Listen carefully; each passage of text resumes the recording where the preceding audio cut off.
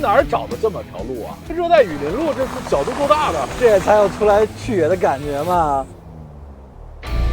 这都是火山口，都是岩浆在这翻腾，然后下来再翻腾再下来的感觉。这洗脚盆挺大的，都咬一半了。我说这干嘛？他说喂猪的，是不是只有土鳖才捡这么多肉啊？哎呦我！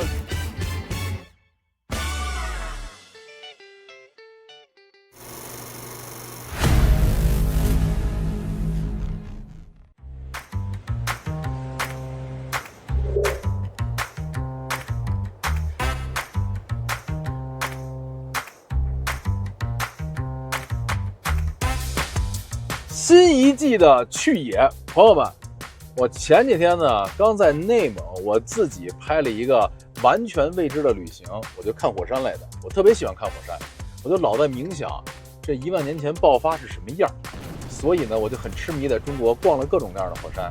我们当年挖掘了乌兰察布的那个火山群，就我们给带火的。我们完事之后就变成公园了。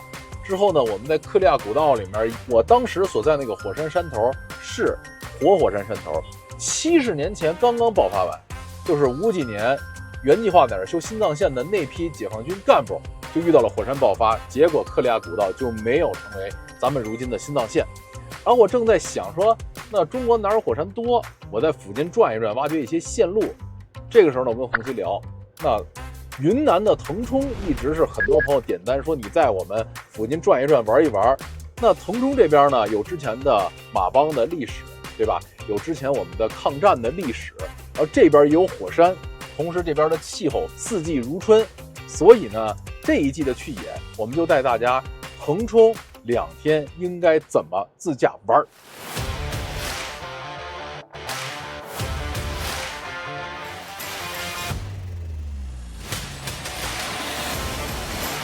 这趟呢，我们开的是212这个越野车 T01，它的汽油跟柴油的2个版本。我这边开的是柴油，是他们新上的。洪基老师那边开的是他们之前已经上过的汽油的版本，也都换了越野胎。虽然这趟的越野路并没有那么难，但是绝大部分的其实大家都是自驾，并不是越野。所以这一趟呢，我们就结合了一些轻越野，包括自驾啊，带大家去腾冲好好的玩一玩。洪基老师，今天的这个线路，咱俩上回聊，我说我就想看火山，我说你给我准备看火山，因为腾冲我不熟，你给我准备看火山的线路了吗？去野嘛，咱还是得去点不一样的地方，咱直接去火山最高点，咱去打阴山的山顶。它是里面平面的平头，还是内凹的已经积水成天池了？你说开车都能上去，对吧？而且下面它是有那个有水的，就是火山喷的那个口。当然我也没上去啊，所以但是我知道这个线路，所以带着韩哥我们一块去走一走。所以啊，咱们今天去野第一站就直接去车能开上去的打鹰山火山口，走。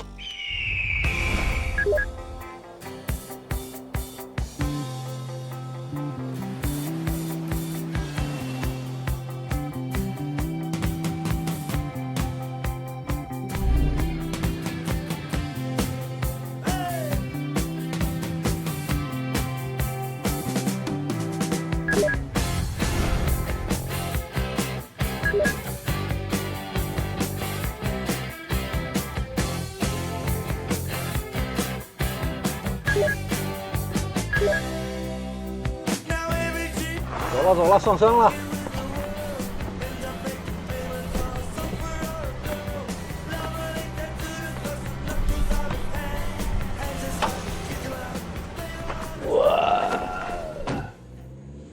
哇！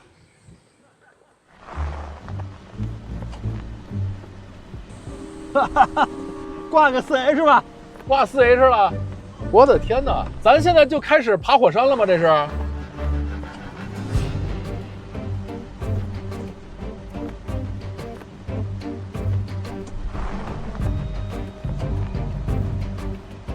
这热带雨林路，这角度够大的。这是一个估计没啥人走的原始森林的路，你哪儿找的这么条路啊？咱俩出来必须得走点野点的路，对不对？这才有出来去野的感觉嘛。我第一次在热带雨林里面穿越，我从来没有在这么原始的热带雨林里面走过。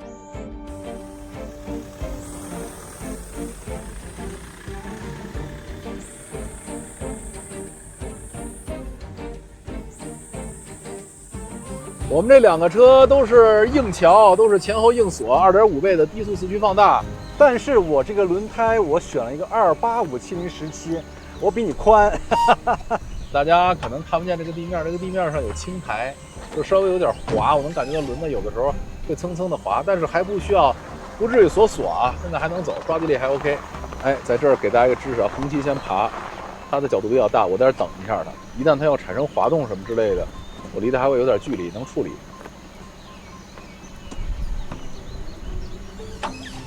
右边有个大石头啊，我下去把它推一推，我把它推一推。跟成手来玩多省事，遇到石头都自己推。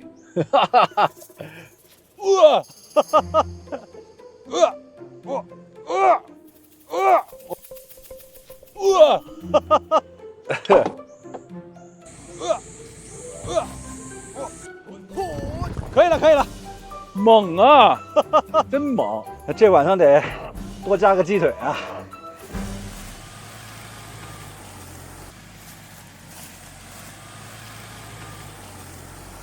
不，韩哥，前面有个大坡啊，角度可够大的，角度都有30多度了吧？拉开点距离，等我先上。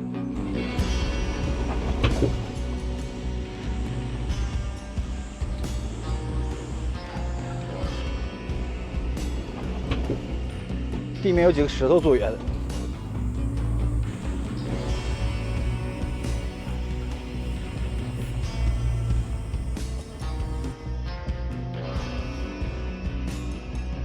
OK， 我先上了啊，韩哥，咱上了坡之后往左走。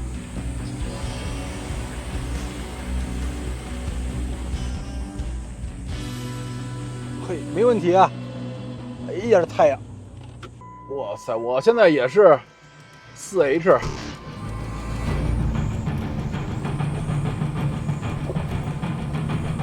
一鼓作气，再而衰30节，高速4驱，走！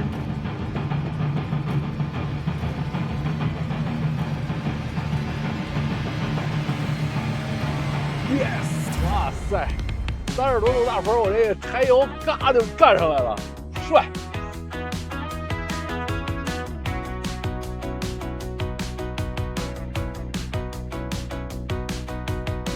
这爬着火山，看着蓝天白云，云也好看啊，这前面的云，哇塞，这出去玩的感觉。不敢忍心踩油，我这生怕把这个草地给压坏了。咱们就沿着车辙走。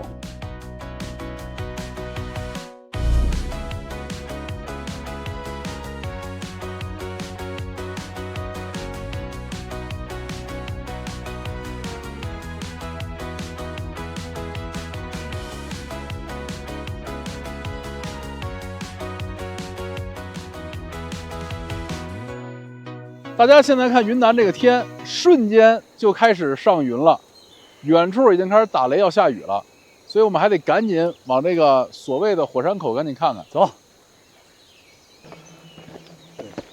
嘿，嘿，来，看，这火山岩，但是这里面还是含杂质挺多的火山岩，有点沉的，材质不好的磨脚石。这其实就已经是火山口的平面了。 而且你发现没，咱这个山头现在是平的。对，我们现在站在380多年前喷发过的，刚刚喷发过的火山口。这边那个腾冲97座火山，13头9平嘛，大大小小火山都是喷发过。为什么这是平的？是因为火山喷发之后，它有些沉积东西，它不一定每个火山口它都是大坑。这就是火山口了，已经。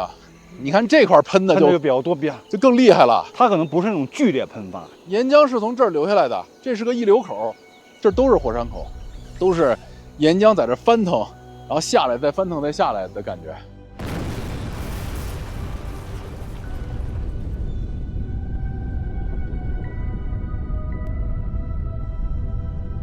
在地质的纪年单位，以万为单位的年来看的话。 你380年就约等于这个喷发那年的柱跟今年的柱就离得不远，在这个石头的视角看，火山喷发，你才380年，对，火山喷发跟今年就是同一天啊！我的天哪！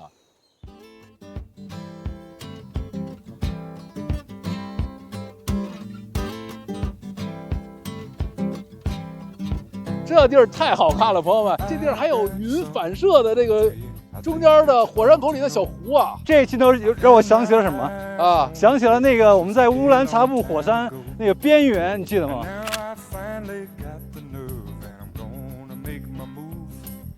哎呦，哎呦，这好看！大哥，你往这边点，大哥，谢谢啊！这看了，这好看！我家伙的，老登摄影之友，老登摄影团都是这样的。这家伙的，不是朋友们，你现在看画面上我拍的怎么样啊？是不是？真漂亮，哇塞！我拍一个，对你拍一个。I gotta think about you, baby. Ain't nothing I can do. I gotta think about you, baby. Think about loving you. Oh.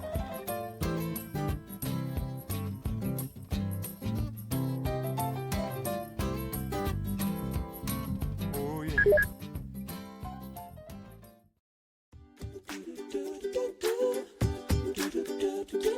到了腾冲得是带韩哥吃点本地特色啊，铜瓢什么？铜瓢火锅，嘴瓢了。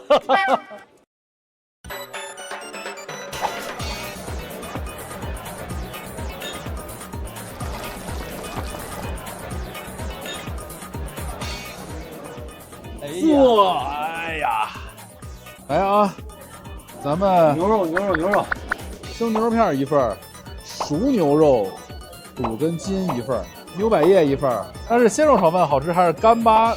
干巴炒饭点的比较多。啊，干巴炒饭点多，来一个，谢谢妹妹。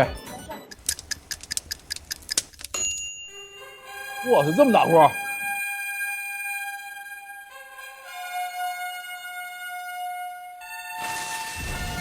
哎呦，我去！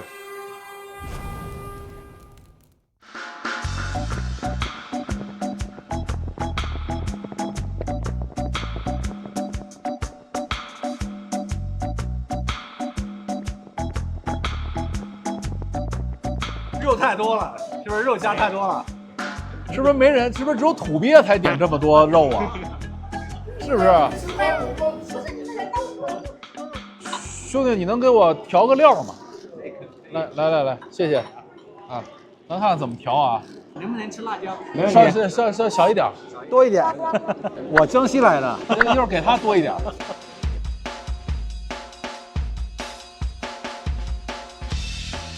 我明白了，就是每种都倒一点，那不就每种都倒一点吗？放点汤进去搅拌一下。哦，秘制小料。看一下不够的什么的可以再加一点。好的。不辣。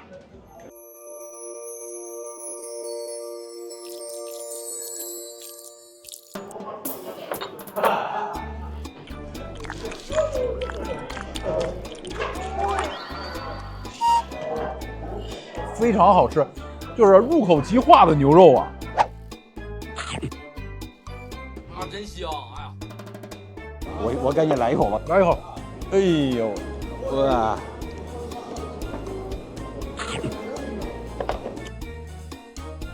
啊，真香！哎呀，嚯，妈呀，这也太实诚了！这就是那个刚才说那炒饭，这个怎么吃啊？就把牛肉然后放在你这饭上。干巴炒饭，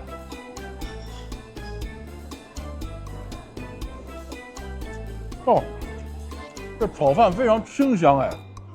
我其实对火锅一般，但是说实话，这个牛肉真的非常好，这个太棒了。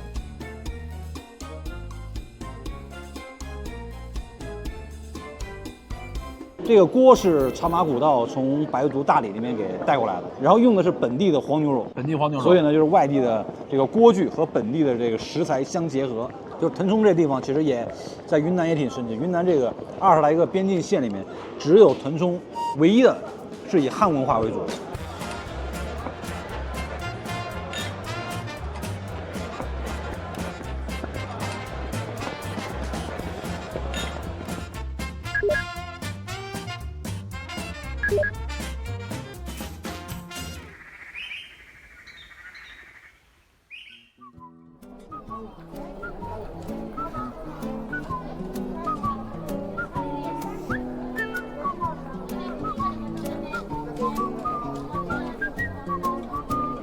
腾冲游玩的第2天了啊，现在是早上7点半，来到了腾冲本地的一个大家可以复刻的齐罗早市，齐罗早市。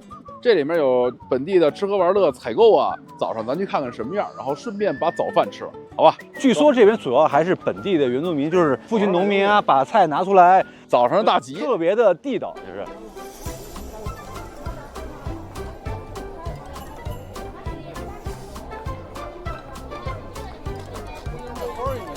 这是小金鱼啊！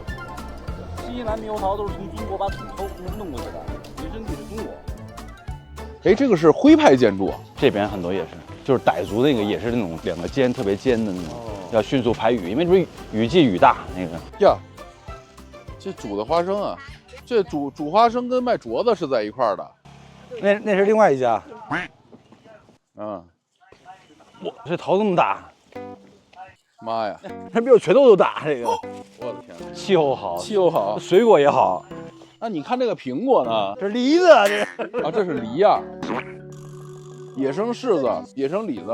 我在高黎贡山，我们吃了所有的野生的东西，还有那个在高黎贡山里面那个有一个长得跟柿子似的。我问那个向导，我说这是干嘛的？他说是喂猪的，都咬一半了。我说这干嘛？他说喂猪的，人别吃。这是喂猪用的，喂猪用的，你尝一口。这不是喂猪的吧？这个，这也可以喂猪。来，恒哥来，他没事他就喂猪了，你喂猪他就这么喂。哦，哎，有点涩嘴，我，你这选错了，就选这涩的。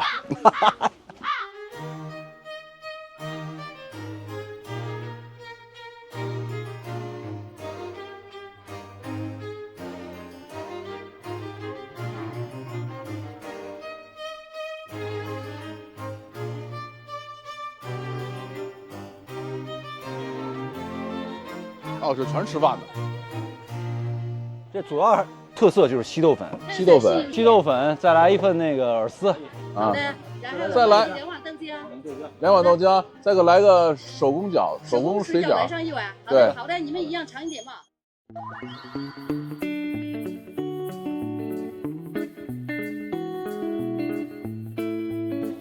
它粉在下面了。哦，这里是跟小面似的，这里面的饵丝其实就类似于米线吧。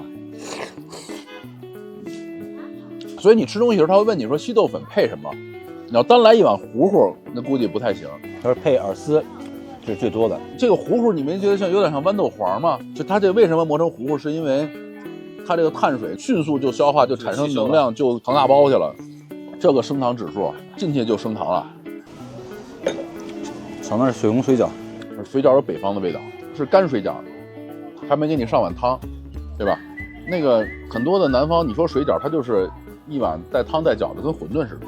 这饺子做法，包括包子，包括味道，都像北方饺子。所以腾冲这个地方，它是个融合型的城市。我们来的这个它叫齐罗社区嘛，这边就主要就是当时的汉人，还有是南唐。你看那边旁边那个大字，紫气东来，这都，这就不像是那个少数民族那些是吧？这早饭，早饭吃的太猛了，哎，吃饱了啊！拿着我们的水果，我们去下一站，火山地质公园，是我最喜欢看的地方。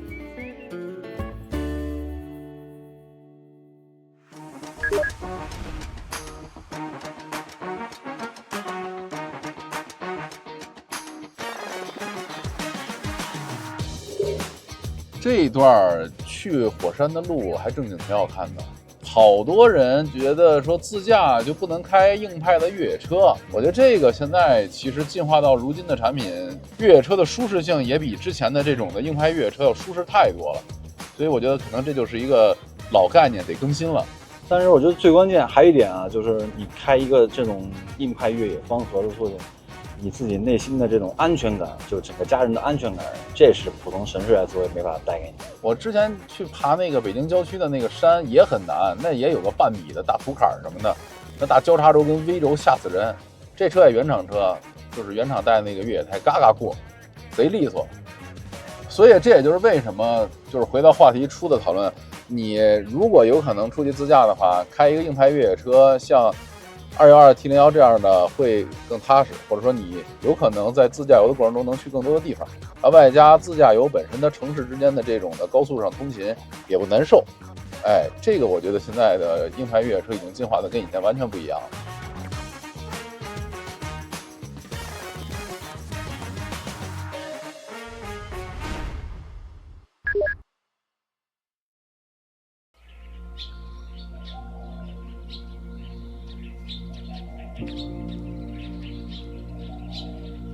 现在我们已经到了火山地质公园啊！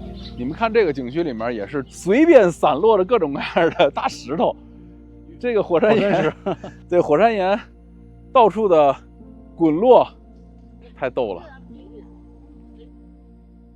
这个地儿我觉得走走路、遛遛娃挺好的，并且要注意，这可是个5A级景区。三角翼滑翔伞，看这个啊，还有那边的热气球。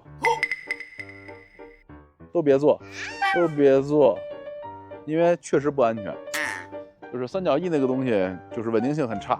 热气球呢，出事都是热气球，很多热气球的事故都是景区的维护状态差，然后外加上人不专业，所以一定记着景区的这些的东西就别做。旁边叉腰的大哥是热气球老板吧？韩哥一直瞅你的那个。吴昕，你敢做吗？我不会做。这个帅啊，这个。辛苦了！正前方对着的这个有台阶的这个，就叫做大空山。我们今天时间来不及，我们去右边的小空山会更矮一点。我们爬上去之后，给大家看这边的火山。但是远看这边都不是那种典型的火山的那种的形状地貌。这个就应该是小空山，这个开始爬山，小空山啊！现在自打减肥了，我就挺喜欢运动的。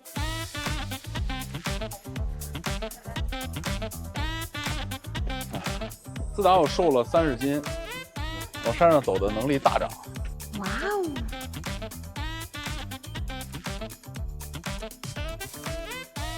哦！到了，这洗脚盆挺大的。哇塞！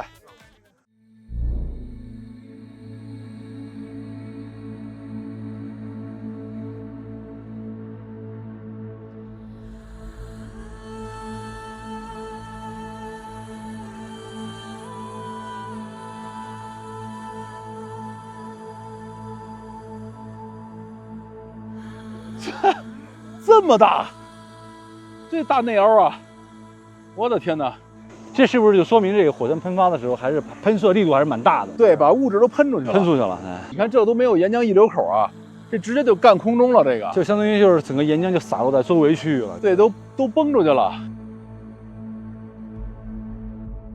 腾冲这些火山都是休眠的火山，也就意味着它这个下部在几十公里的位置还有这种的岩浆囊。它其实喷发就是这玩意儿喷发，你的这个岩浆囊往上到你火山口之间有没有通道？这个通道如果是开着的状态，那就是活火山；这个通道如果是闭着，但底下有岩浆囊，那就是休眠火山。如果整个底下的岩浆囊就是凝固了，那就是死火山。咱沿着这个山往下挖个20-30公里，你把这20-30公里给它打通了，这又变成活火山了。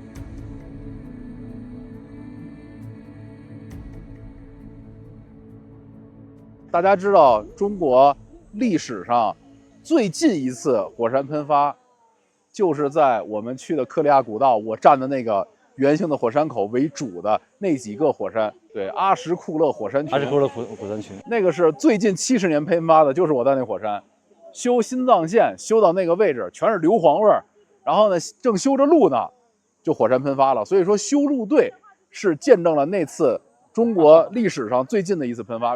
之后就没有在中国火山喷发了。然后你像是我们之前拍的那个乌兰察布火山群，就已经是死火山了，但这个可是有再喷可能的。对，因为这边还是受到就是亚欧板路和这边印度板块的挤压，对，形成的各种的一些火山啊，或者地质活动比较活跃的区域，就是在这一块。但是中国是有很多的休眠火山，最著名的休眠火山是长白山。对的，长白山是中国最大的、最著名的休眠火山。想考我啊，老师？真挺帅的，我特别喜欢看火山。每次到这时候，我就想当时的这个喷发场景会是什么样的，这壮观，真的壮观。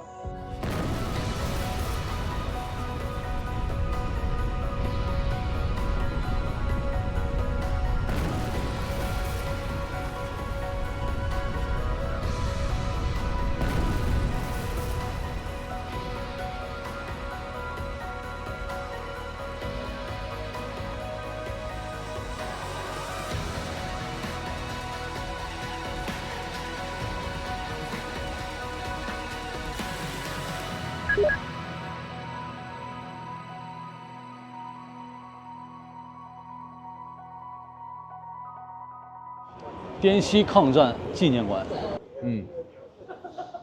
滇西抗日的这段历史，其实在好多的，就是在抗日的题材里面，相对来说提及的比较少的，但是很重要，因为我们国家当时两面受敌。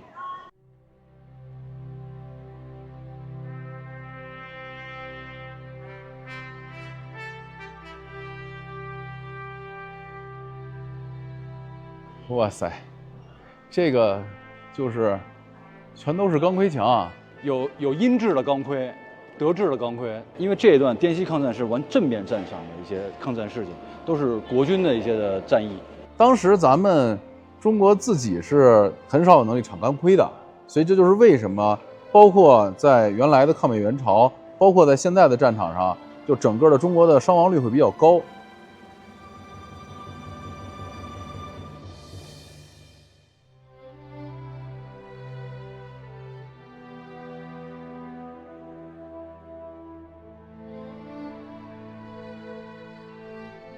腾冲是日军是1942年占领的，其实1944年下半年就已经收复回来，2年的时间，日军占领的时间，其实腾冲人口就降低了非常多。对，你想啊，这个东北经历的731的这些实验这儿有，然后大屠杀这儿有，然后包括去被掳走修工事的，然后因为修工事这个事儿没有人权，你一旦劳动力不行，立刻给你宰了，就埋在什么地儿了。所以这就是为什么腾冲的人他特别不欢迎日本人的一个很核心的原因。这个图，这是他往上推的一个状态。当时的这个交换比非常可怕，基本上杀日本人1000人，咱自己少说也得出3、4千。哦，投放鼠疫，这不是投了吗？1944年，败退前投放鼠疫。他整个战争直接死亡是这儿，一共死了12万人，被日军刺杀24刀幸存。我操，这是命大啊！那边都是刀，你看那边还有日本人的刀，军刀。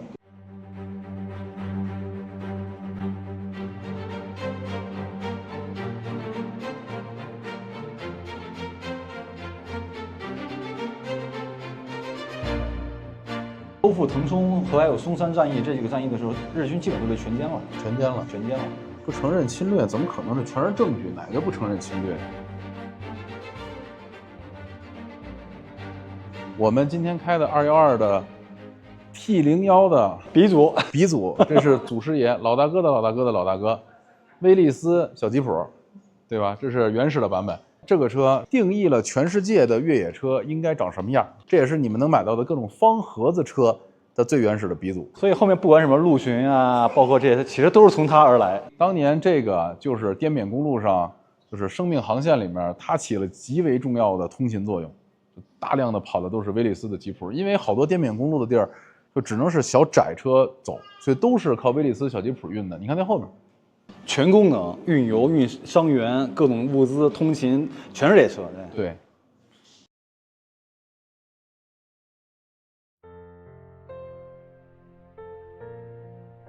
我还是那句话，其实也跟大家说了很多，就是第一个不能忘记历史，第二个一定明白说这个世界是一个非常不公平且弱肉强食的世界。你看为什么打仗呢？全是存在着欺负。那我们国家最近这几十年为什么没被欺负呢？就是因为我们发展速度足够快，我们足够强大，我们又不是个欺负别人的国家，所以维持了一个比较稳定的局面。很多的朋友别觉得老在大后方生活着就没有危机，其实就是坏人始终无时无刻的不贪恋着你们国家的这些资源，这些好东西。那我们自己呢，强大了之后才能自己保护自己。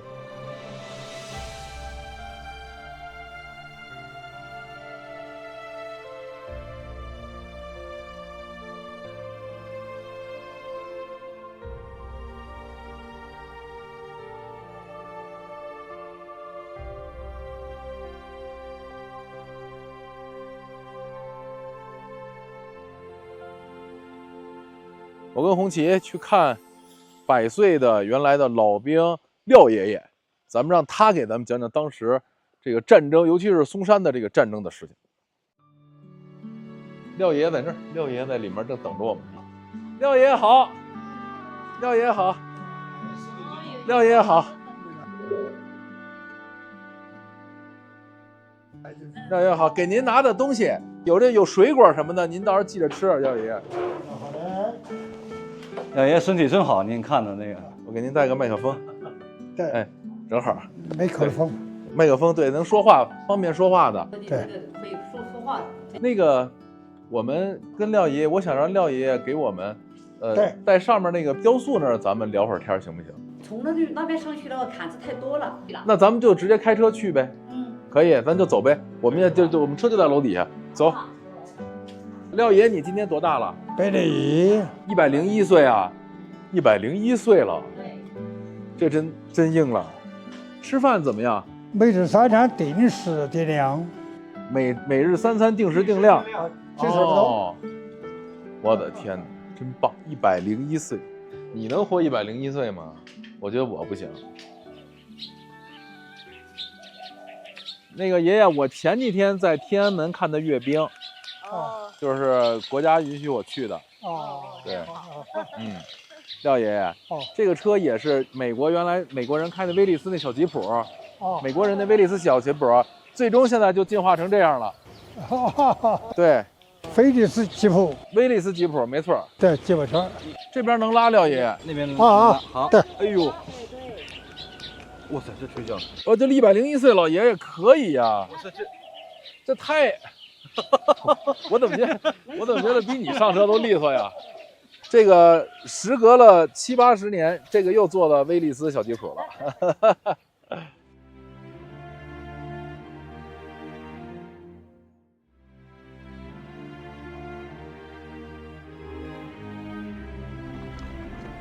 左转，这是以前的老路了啊，这就是以前的老路啊，以前的老路就是这样。这要不是爷爷的女儿带我们去，我们怎么着自己也找不来呀。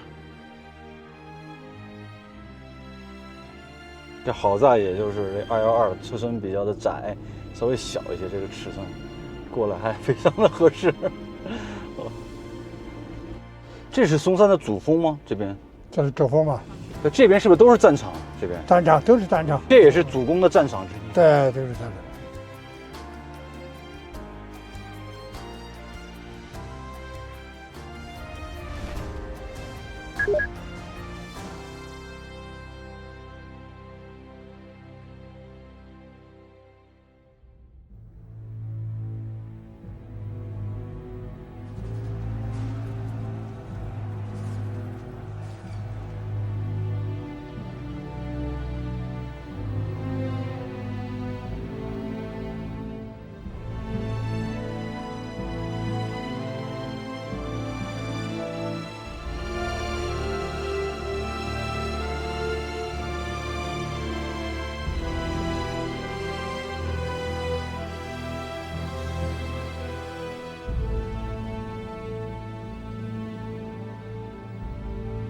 爷爷，你是什么兵种？通信兵。通讯兵。咱们可以说，松山战役是整个滇西打得最惨的一场战，叫血战松山嘛。对，我们伤亡的是23400多人，阵亡的17,000人。全歼日军是1200人，1200多人是吧？1300人，1300人，平均我们那个对比是1比18，他一个人我们18个人对付他，在这个山上呀，打得悲壮呀。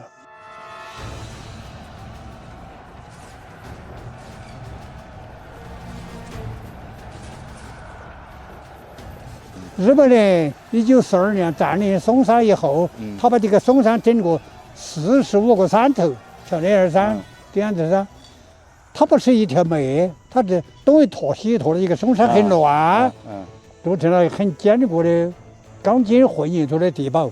那一山，地堡与地堡之间是战壕相通，这如蛛丝网一样，易守难攻。号称为东方马桥的方向，滇缅路在这山上盘旋20多公里，他那个一过桥，下面汇东街一过去就缅甸了。但这个交通的枢纽，所有武器弹药、粮食、军队都要从这儿来。啊，他占领松山以后，我们这个工作断了，必须把这儿打下。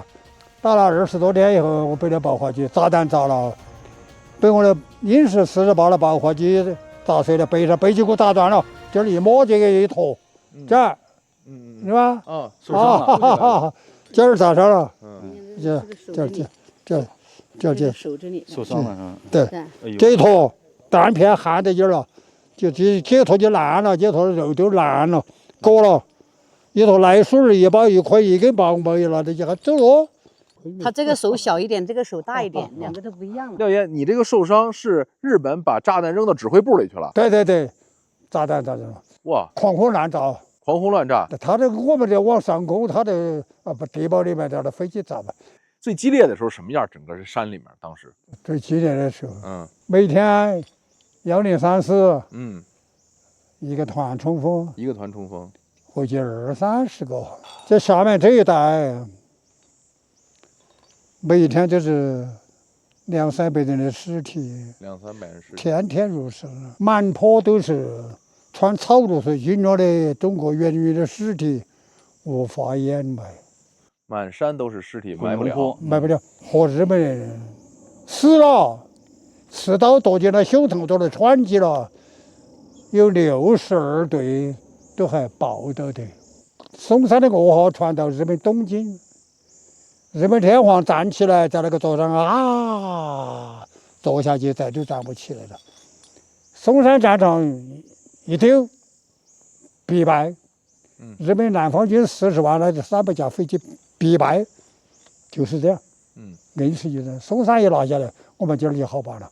这个抗战我们打了8年，1个月又3天，我们的阵亡的将士是321万8125。这段历史讲起来是非常悲伤的。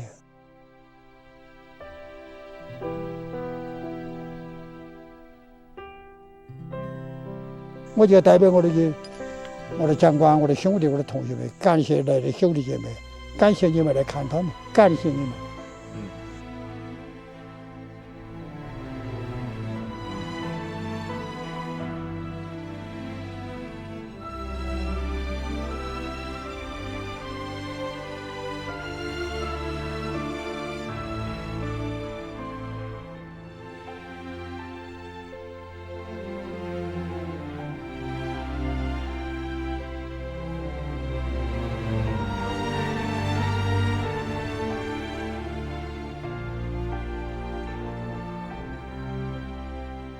我们这次去野呢就已经完成了，红旗呢把一路的吃喝玩及感受跟大家说一下呗。那首先这边的气候是非常合适的，夏季的最高气温也是在20几度，25，冬季的气温也在20几度，可能只是早晚的温差会有一些凉，因为这边还是阵雨比较多，一阵暴雨下完了之后也就适合旅游。所以围绕腾冲，你想有火山看，对吧？有各种地热温泉可泡啊，包括附近的高黎贡山，包括我们来今天的松山，周围还有汇通桥，很多这样的一些的景观，还有爱国主义的教育。我们可以说这趟的行程把这几点全部都融合到了。所以韩哥带我这趟行程，我觉得还是非常的棒的，温度非常合适，吃的也非常的好。咱们吃那个铜瓢火锅是吧？非常包括今天早上去那个提罗的那个早市，各种水果吃到嗨，对不对？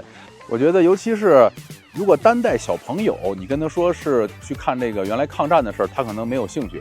但是呢，一边旅游一边把这些抗战的历史告诉小朋友还是很重要的，因为这些历史是不能被忘记的。同时呢，如果忘记了这些历史的话，意味着我们就会重蹈覆辙。这件事儿对于我们来说是不能接受及不能承受的。大家普遍是比较关心每次去野的定级。这次呢，其实理论来说，如果不走我跟红旗老师走的那段土路爬山路的话，可以定为1级。但是呢，我觉得去野大家多少想走点那种越野路，我们就把它定义为3级，就是4驱车才能走是比较合适的整体的这个路线上。我们呢，因为时间比较紧张，所以只带大家玩了2天腾冲附近。那整个的在附近的话，其实我们尤其建议大家5到8天会比较合适，会玩得很舒服。我们今天就有点走马观花，但是我觉得信息密度还是足够高的。那最后呢，在开的车方面呢，我们觉得一般来说这种长途自驾优先推荐大家还是开 SUV。同时，如果你能开个4驱 SUV 会更好。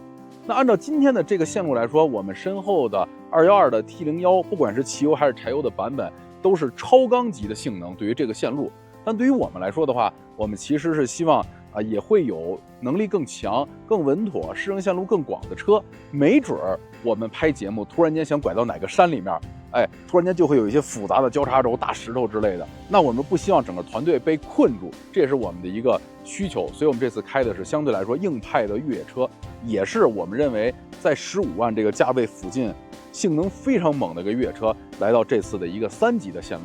那当然，您们就可以考虑说，有这样的越野车就可以复刻未来的5到7级级别的去野的线路，拿它走也是完完全全的没有问题的。包括下午这趟，我也是偷偷开了这个最新的212 T01的柴油版本，确实相比汽油版本怎么说呢？对我来讲，它首先确实又精进了很多，而且这次它是换装了采孚的8AT，又是一个最新的2.0T 的柴油发动机。首先是动力不错，能耗很好，一些的它的整个的精致度又比之前又提升了，所以这一次我也是带着目的来了。之前我一大哥说，你给我试试这个柴油版到底怎么样，赶紧回去入手，回去建议他，这车真的是可以买的。所以朋友们，非常建议你以腾冲为主，周围5到8天做一圈自驾线路。那我们这次就给你种下一颗心里的种子，好吧？等你来去继续的拔心里这棵草。我们下期节目再见。好，谢谢。家伙推得动吗？这个？你看看他推，推不动我再去。嘿，加油加油，给你精神力量。可以了，哇，猛啊，真猛！推完了，还是那姿势，然后脸稍微往我这边回一点，回多了，再回点。这摄影师啊，这水平啊！你来，我给你拍一张。来，你就来给我来这构图，人像4叉，老帅了。快去吧4叉啊，4叉，确实不错啊，老帅了。帅哥，你猜这是啥？这是蜜果，就是便秘，你吃几片就好了。便秘吃几片好了，是这样吃吗？从下面。野生银元。规矩不买别碰。你咋这懂呢？吃过亏是不是？略懂。左边能看见火山岩，我都分不清地上这是牛粪还是火山岩。